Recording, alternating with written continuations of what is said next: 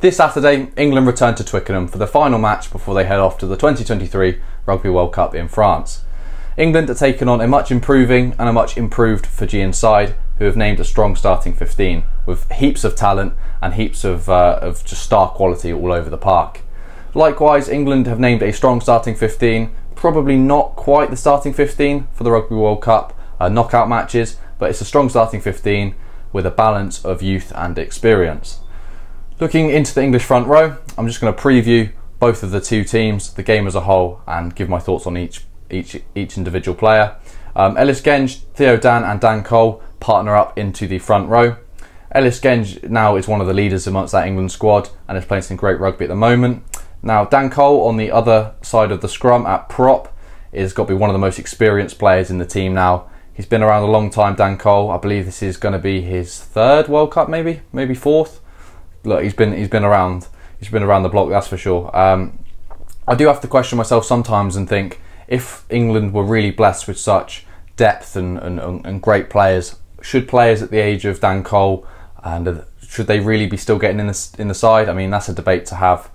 But yeah, Dan Cole's in the squad and he's putting his arm around it at scrum time. Theo Dan, who this time last year wasn't even dreaming of playing for England. I don't think he'd even played for Saracens at that point, so very inexperienced hooker, but one that is exciting to watch. Moving into the English second row, you've got Itoje and Chesham. This is likely to be the preferred choice of Steve Borthwick in the second row department. Itoje, he hasn't really peaked since he grew into the England squad in 2016. He reached his peak, I believe, around 2019, and he's struggled to really reach those heights since. Ollie Chesham is returning from injury. I believe he got a cameo last weekend of about 20 minutes or so, but he gets the opportunity to start this week, which should be exciting. Quality player, he does all the basics very well. Moving into the English back row, this could be the back row to start in the World Cup. Courtney Lawes, Jack Willis and Ben Earl, with Billy Vunipola not being available due to a ban. I believe he got a 3-week ban, which has been reduced down to 2-game ban if he attends the infamous tackle school, which England's coach, defence coach, created, which is kind of a weird way of it all working, considering the English coach developed the tackling plan for all international players to take, and it seems to be his players taking it the most at the minute. So there you go, the world works in mysterious ways. A little bit more on the back row, Courtney Lawes starting playing his 100th Test match for England. What an achievement. I mean, that is just phenomenal. A great player and seems to be an incredible person as well. So hopefully Courtney Lawes goes well and he gets a win on his special day. Jack Willis, an incredible player, starting at 7.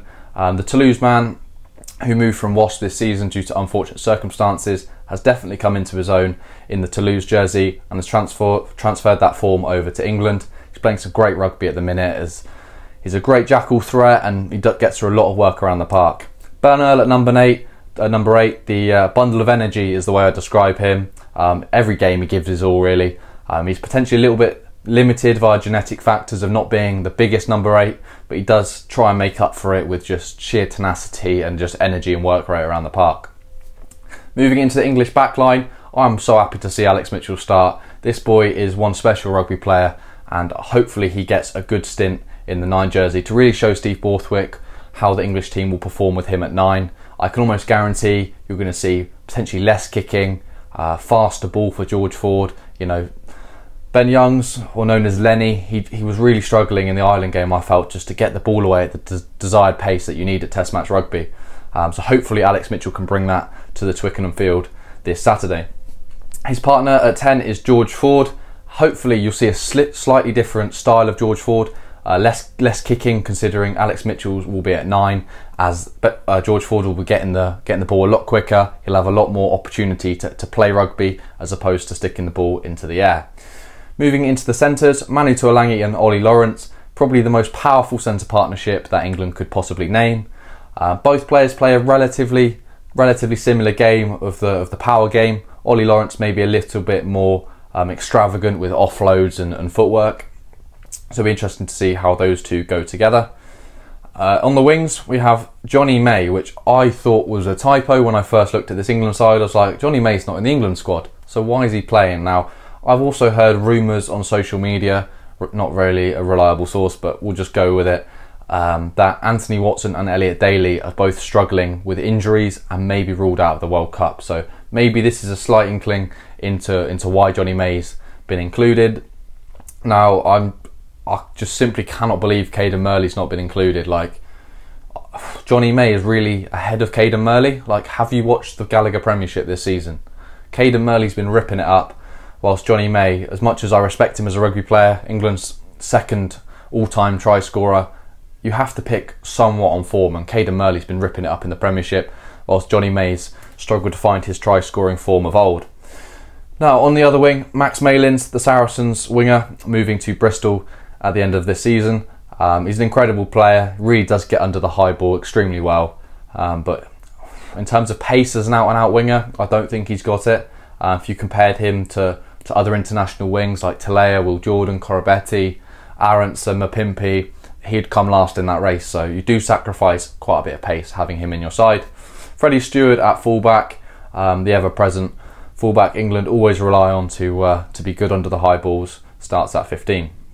Looking at the Fiji side, I don't know all of these players, but I'm just going to point out a couple that I'm really impressed with of late, and definitely dangerous for England. Saracens' Saren Maui starts at prop.